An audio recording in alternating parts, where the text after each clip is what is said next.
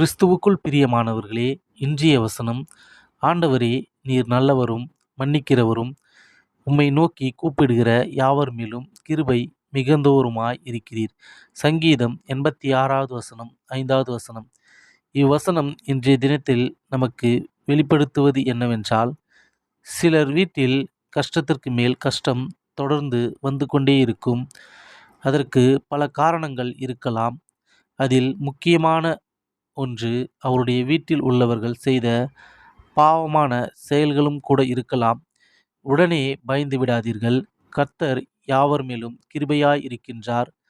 உங்களை மன்னிக்க கர்த்தர் இருக்கின்றார். உங்களுடைய கவலைகளை குறித்து அவரிடம் சொல்லுங்கள். அவர் மிகவும் நல்லவர். உங்களுடைய கூப்பிடுதலுக்கு செவி கொடுத்து உங்களுடைய தப்பிதங்களை மன்னித்து உங்களுடைய கவலைகளை உங்களிடத்திலிருந்து விலக்கி போடுவார். ஆமென்.